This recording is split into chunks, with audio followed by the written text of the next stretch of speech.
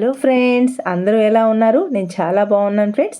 ఈ వీడియోలో పైన పిక్లో చూపించిన విధంగా హ్యాండ్స్కి ఇలా చిన్న డిజైన్ వచ్చేలా ఎలా స్టిచ్ వేసుకోవాలో చూద్దామా ఫ్రెండ్స్. బ్యాక్ పార్ట్ ఫ్రంట్ పార్ట్ని కట్ చేశాక కాలర్ని ప్లేస్ చేస్తున్నాను. ఫ్రంట్ సైడ్ 3 ఇంచెస్ నెక్ అనేది డీప్ వస్తుంది. 9 లేదా 9.5 ఇంచెస్ వరకు ఫ్రంట్ సైడ్ ఓపెన్ ఇస్తున్నాను.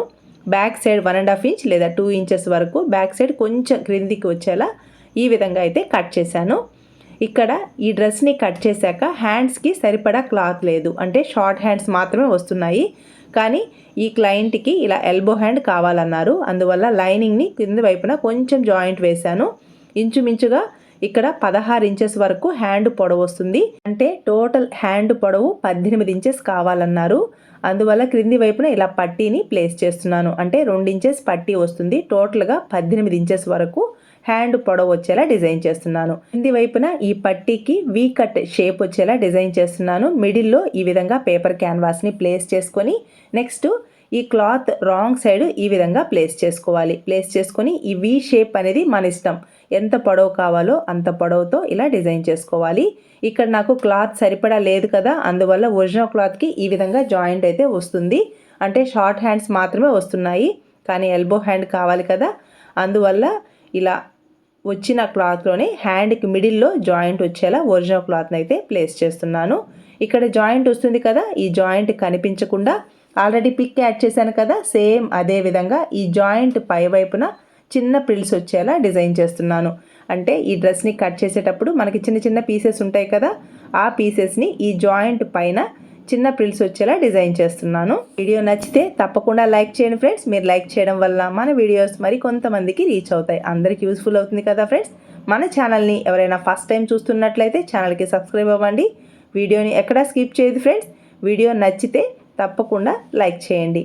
నెక్స్ట్ మిడిల్లో ఇలా స్టిచ్ వేసుకున్న తర్వాత పై వైపును కూడా ఈ విధంగా స్టిచ్ వేసుకోవాలి. నెక్స్ట్ లైనింగ్ కూడా సరిపడా లేదు, అందువల్ల క్రింది వైపున జాయింట్ వేసాను. హ్యాండ్స్ పార్ట్ లైనింగ్ని రెడీ చేసుకున్న తర్వాత మిడిల్లోకి మార్కింగ్ వేయాలి. ఎందుకంటే మనం జాయింట్ వేసాం కదా, ఆ జాయింట్ ఈ లైనింగ్ క్లాత్ మిడిల్లోకి రావాలి. అందువల్ల మిడిల్లోకి ఫోల్డ్ చేసుకొని ఈ విధంగా మార్క్ చేసుకొని ఈ మార్కింగ్ పైననే ఆల్రెడీ మనం ఒరిజినల్ క్లాత్కి జాయింట్ వేసుకున్నాం కదా, ఆ జాయింట్ని కరెక్ట్గా ప్లేస్ చేసుకొని స్టిచ్ అనేది వేసుకోవాలి. అంటే మిడిల్లోకి ఈ లైనింగ్ క్లాత్ ఒరిజినల్ క్లాత్ కరెక్ట్గా రావాలి, ఎందుకంటే పై వైపున మనం ప్రిల్స్ని ప్లేస్ చేస్తాం కాబట్టి. ఈ విధంగా ప్లేస్ చేసుకొని ఫస్ట్ మనం జాయింట్ వేసాం కదా, జాయింట్ పైననే స్ట్రైట్గా స్టిచ్ వేసుకోవాలి. ఇలా స్టిచ్ వేసుకొని లైనింగ్ క్లాత్ అలాగే ఒరిజినల్ క్లాత్ని యాడ్ చేసుకోవాలి. ఇలా మనం హ్యాండ్స్ పార్ట్ని డిజైన్ చేసుకుంటే మనకి చాలా తక్కువ క్లాత్లోనే హ్యాండ్స్ అనేది వాళ్ళకి నచ్చినట్టుగా డిజైన్ చేసుకోవచ్చు. నెక్స్ట్ పై వైపున ప్రిల్స్ని ప్లేస్ చేస్తాం కాబట్టి అసలు జాయింట్ ఉందా లేదా అనేది కూడా తెలియదు. డ్రెస్కి షార్ట్ హ్యాండ్స్ మాత్రమే వస్తున్నాయి అన్నప్పుడు ఈ విధంగా ట్రై చేయండి. అంటే మనకి పీసెస్ మిగిలాయి డ్రెస్లో అంటే ఈ విధంగా ట్రై చేయండి. హ్యాండ్స్ ఎల్బో హ్యాండ్ కంటే పొడవు ఎక్కువ వస్తుంది, అలాగే వాళ్ళకి నచ్చినట్టుగా డిజైన్ చేసుకోవచ్చు. నెక్స్ట్ లైనింగ్ని ఒరిజినల్ క్లాత్కి యాడ్ చేసుకొని ఎక్స్ట్రాగా ఉన్న క్లాత్ని కట్ చేసుకోవాలి. సేమ్ ఇదే విధంగా సెకండ్ హ్యాండ్ కూడా రెడీ చేసుకుందాం. ఎక్స్ట్రాగా ఉన్న ఒరిజినల్ క్లాత్ని కట్ చేసుకొని ఇలా 2 హ్యాండ్స్ని రెడీ చేసుకున్న తర్వాత ఈ హ్యాండ్స్కి ఇలా మిడిల్లోకి మాత్రమే జాయింట్ వచ్చేలా రెడీ చేసుకోవాలి. ఈ వైపున పట్టి మీ ఇష్టం 2 లేదా 2.5 ఇంచెస్కి వచ్చేలా రెడీ చేసుకోవాలి. ఫోల్డింగ్ మీద తీసుకోవాలి. టోటల్గా 5 ఇంచెస్ వరకు తీసుకున్నాను. ఒక సైడ్ ఫోల్డింగ్ ఉంటుంది కాబట్టి ఒక సైడ్ మాత్రమే ఖర్చులోకి వెళ్ళిపోతుంది. అంతా రెడీ అయ్యాక మనకి 2 ఇంచెస్కి ఈ పట్టీ అనేది రెడీ అవుతుంది. ఇక్కడ వీ షేప్ని మార్కింగ్ చేయడం కోసం ఈ ఫోల్డింగ్ సైడ్ పై వైపుకి 1 ఇంచ్కి మార్క్ చేసుకున్నాను. 2 సైడ్స్ హాఫ్ ఇంచ్కి ఇలా మార్క్ చేసుకొని ఇలా క్రాస్గా లైన్ని డ్రా చేసుకోవాలి. ఇక్కడ మనం ఈ వీ షేప్ని డ్రా చేసేటప్పుడు కరెక్ట్గా మిడిల్లోకి ఇలా మార్క్ చేసుకొని స్టిచ్ వేసుకోవాలి. అప్పుడే మనకి ఈ వీ కట్ అనేది హ్యాండ్కి కరెక్ట్గా మిడిల్లోకి వస్తుంది. ఫోల్డింగ్ సైడ్ మాత్రమే స్టిచ్ వేసుకోవాలి. మనం మార్క్ చేసుకున్నాం కదా, ఆ మార్కింగ్ పైననే ఈ వీ షేప్ కరెక్ట్గా వచ్చేలా, అంటే కార్నర్ కరెక్ట్గా వచ్చేలా స్టిచ్ అనేది వేసుకోవాలి. ఫస్ట్ చివరికి రఫ్ స్టిచ్ వేసుకున్న తర్వాత నీట్గా ఈ వీ షేప్ని స్టిచ్ వేసాం కదా, ఈ స్టిచ్ పక్కనే పావించి ఖర్చును ఉంచుకొని ఎక్స్ట్రాగా ఉన్న క్లాత్ని అంతా కట్ చేసుకోవాలి. ఇలా కట్ చేసుకున్న తర్వాత నీట్గా ఈ కార్నర్లో టక్స్ని ఇవ్వాలి. టక్స్ని ఇచ్చేటప్పుడు కేర్ఫుల్గా టక్స్ని ఇవ్వండి. మనం వేసిన స్టిచ్కి కొంచెం గ్యాప్తో టక్స్ని ఇవ్వాలి. ఇలా టక్స్ని ఇచ్చాక రైట్ సైడ్కి టర్న్ చేసుకొని ఇలా నీట్గా టర్న్ చేసుకొని హ్యాండ్తో అయినా రబ్ చేసుకోండి, లేదా ఐరన్ చేసుకుంటే చాలా నీట్గా రెడీ అవుతుంది హ్యాండ్స్ అనేది. చూసారా, ఇలా ఒక క్లాత్ని రెడీ చేశాం కదా, సేమ్ అదే విధంగా సెకండ్ హ్యాండ్కి కూడా ఇలా పట్టీని రెడీ చేసుకున్నాను. నెక్స్ట్ ఈ హ్యాండ్కి మిడిల్లో జాయింట్ ఉంది కదా, జాయింట్ పైన ఫస్ట్ ప్రిల్స్ని రెడీ చేసుకుందాం.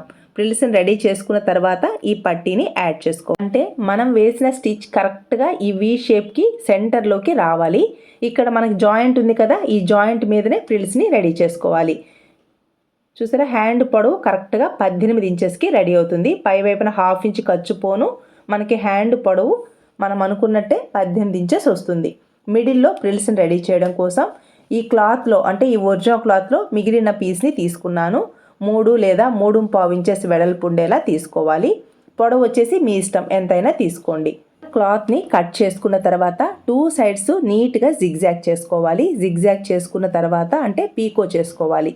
పీకో చేసుకున్న తర్వాత ఇక్కడ మనకి మిడిల్లో ఈ రఫుల్స్ నీట్గా రావడం కోసం పాదం మిడిల్లో గమనించారా ఫ్రెండ్స్, ఇలా పిన్ని ప్లేస్ చేసుకోవాలి. ఒక హ్యాండ్తో కెమెరా పట్టుకొని ఉన్నాను, ఒక హ్యాండ్తో పిన్ని ప్లేస్ చేయడానికి కొంచెం ఇబ్బందిగా ఉంది ఫ్రెండ్స్, ఏమీ అనుకోవద్దు. ఇలా పిన్ని ప్లేస్ చేసుకున్న తర్వాత చూసారా, ఇలా రావాలన్నమాట పాదం. ఈ విధంగా 2 సైడ్స్ పీకో చేసుకున్న తర్వాత మిడిల్లోకి ఒక లైన్ లాగా డ్రా చేసుకోవాలి. కరెక్ట్గా మనం ఎక్కడైతే డ్రా చేసామో అక్కడ ప్లేస్ చేసుకుంటూ స్టిచ్ వేసుకోవాలి. అంటే లైన్ డ్రా చేశాను కదా, ఆ లైన్ దగ్గరే స్టిచ్ వేసుకోవాలి. చూసారా, రఫుల్స్ ఎంత నీట్గా వస్తున్నాయో, ఎక్కడ క్లాత్ని లాగకూడదు. ఇలా ఫ్రీగా మూవ్ చేస్తూ నేను లైన్ని డ్రా చేశాను కదా, ఆ లైన్ మీదనే నీట్గా స్టిచ్ వేసుకోవాలి. ఇక్కడ రఫుల్స్ చిన్న చిన్నవిగా వచ్చాయి కదా, ఇంకా మీకు అంటే రఫుల్స్ తక్కువగా ఉన్నాయి అని అనిపిస్తే, అంటే ఇక్కడ క్లాత్ సిల్క్ క్లాత్ లాగా లేదు, కొంచెం కాటన్ టైప్లో ఉంది కాబట్టి రఫుల్స్ అంత నీట్గా రాలేదు. అందువల్ల చిన్న చిన్న ప్రిల్స్ని ఈ విధంగా ప్లేస్ చేస్తున్నాను. చూసారా, ఇలా రెడీ చేసుకున్న తర్వాత ఈ క్లాత్ని మనం ఆల్రెడీ కరెక్ట్గా జాయింట్ స్టిచ్ వేస్తున్నాను కదా, ఆ జాయింట్ స్టిచ్ పైననే మిడిల్లోకి కరెక్ట్గా ప్లేస్ చేసుకుంటూ ఫస్ట్ నుంచి చివరి వరకు స్టిచ్ అనేది వేసుకోవాలి. గమనిస్తున్నారు ఫ్రెండ్స్, ఇలా స్టిచ్ వేసుకొని ఈ హ్యాండ్స్కి టోటల్గా మనం ఇలా రఫుల్స్ని స్టిచ్ వేసుకున్నాను కదా, ఇలా ప్లేస్ చేసుకుంటూ స్టిచ్ వేసుకోవాలి. లేదు చిన్న రఫుల్సే బాగున్నాయంటే అలా అయినా ప్లేస్ చేసుకోండి. క్లాత్ ఎక్కువగా ఉంది, కొంచెం రఫుల్స్ ఎక్కువ ఉంటే బాగుంటుంది అనిపిస్తే ఇలా చిన్న చిన్న ప్రిల్స్ని ప్లేస్ చేసి స్టిచ్ వేసుకోండి. చూసారా, ఇలా హ్యాండ్ అయితే రెడీ చేశాను కదా. నెక్స్ట్ క్రింది వైపున పట్టీని రెడీ చేయడం కోసం సెంటర్లోకి ఈ విధంగా మార్క్ చేసుకోవాలి. ఎందుకంటే ఇక్కడ వీ షేప్ కట్ ఉంది కదా, ఇది కరెక్ట్గా సెంటర్లోకి రావాలి. అప్పుడే డ్రెస్ వేసుకున్నప్పుడు ఈ వీ కట్ అనేది హ్యాండ్కి మిడిల్లోకి వస్తుంది. కరెక్ట్గా ఈ విధంగా ప్లేస్ చేసుకొని ఇక్కడ పై వైపున ఒరిజినల్ క్లాత్ ఉంది కదా, అంటే హ్యాండ్ క్లాత్ రాంగ్ సైడ్, ఈ పట్టీ క్లాత్ రైట్ సైడ్ మన వైపుకి వచ్చేలా ప్లేస్ చేసుకొని 1/2 ఇంచ్ ఖర్చుతో స్ట్రైట్గా స్టిచ్ వేసుకోవాలి. మనం కటింగ్లో నేను 1/2 ఇంచ్ ఖర్చుని ఇచ్చాను కాబట్టి ఈ 1/2 ఇంచ్ ఖర్చుని మెయింటైన్ చేస్తూ స్ట్రైట్గా స్టిచ్ వేసుకోవాలి. నెక్స్ట్ ఈ క్లాత్ని ఇలా రైట్ సైడ్కి టర్న్ చేసుకొని పై వైపుకి స్టిచ్ వేసేటప్పుడు ఇలా క్లాత్ని నీట్గా ఇలా హ్యాండ్తో అయినా రబ్ చేసుకోవాలి. అంటే 1/2 ఇంచ్ ఖర్చు లోపలికి వెళ్ళిపోవాలి. ఇలా ఫోల్డ్ చేసుకొని ఈ క్రింది వైపున ఖర్చు ఉంది కదా, ఈ ఖర్చు ఈ లోపలికి వెళ్ళేలా ప్లేస్ చేసుకుంటూ ఇలా ఫస్ట్ నుంచి చివరి వరకు స్టిచ్ వేసుకోవాలి. ఇక్కడ వీ కట్ షేప్ చూసారా, ఇలా కరెక్ట్గా మనం సెంటర్లో వేసిన స్టిచ్ అనేది ఈ వీ షేప్ దగ్గరికి నీట్గా రావాలి. ఇలా ప్లేస్ చేసుకుంటూ స్టిచ్ వేసుకోవాలి, ఎక్కడా లాగకూడదు. ఫ్రీగా మూవ్ చేస్తూ ఈ క్రింది వైపున ఖర్చు ఈ పట్టీ క్లాత్లోకి వెళ్ళేలా స్టిచ్ వేసుకోవాలి. ఇలా హ్యాండ్స్ పార్ట్ని డిజైన్ చేసుకోవాలి. ఇలా ఒక హ్యాండ్ని డిజైన్ చేశాను కదా, సేమ్ ఇదే విధంగా సెకండ్ హ్యాండ్ కూడా డిజైన్ చేద్దాం. ఎక్స్ట్రా ఏదైనా క్లాత్ ఉంటే ఆ క్లాత్ని నీట్గా కట్ చేసుకోవాలి. చూసారా, ఇలా కట్ చేసుకొని ఇలా ఒక హ్యాండ్ని డిజైన్ చేశాను కదా, ఈ వీ షేప్ కరెక్ట్గా సేమ్ అలానే సెకండ్ హ్యాండ్కి కూడా రావాలి. ఇలా నేను 2 హ్యాండ్స్ని డిజైన్ చేశాను. అసలు ఈ డ్రెస్ని కట్ చేశాక షార్ట్ హ్యాండ్స్ మాత్రమే వస్తున్నాయి, ఎల్బో హ్యాండ్ అస్సలు రాలేదు. కానీ చిన్న చిన్న పీసెస్ ఉన్నాయి, జాయింట్ వేసుకుంటే ఎల్బో హ్యాండ్స్ వస్తాయి అని చెప్పాను, ట్రై చేయండి అన్నారు. ఈ విధంగా ఈ మోడల్ అయితే వస్తుంది. ఇంకా మనకి జాయింట్ స్టిచ్ కనిపించకుండా ఈ మోడల్తో అయితే ఈ డ్రెస్ని స్టిచ్ వేశాను ఫ్రెండ్స్. డ్రెస్ స్టిచ్చింగ్ కంప్లీట్ అయ్యాక చూసారా, ఇలా కాలర్ని ప్లేస్ చేశాను. ఫ్రంట్ ఓపెన్ దగ్గర హుక్స్ అండ్ కాజాస్ని ప్లేస్ చేశాను. చూసారా, 2 హ్యాండ్స్కి ఈ మోడల్ కరెక్ట్గా సెంటర్లోకి వచ్చేలా డిజైన్ చేశాను. ఇక్కడ వీ కట్ చూసారా, కరెక్ట్గా మనం వేసిన మిడిల్లో సెంటర్కి ప్రిల్స్ని ప్లేస్ చేశాం కదా, అక్కడికి ఈ వీ షేప్ రావాలి. ఈ డ్రెస్కి straight cut pant with 2 sides పాకెట్స్ని డిజైన్ చేశాను.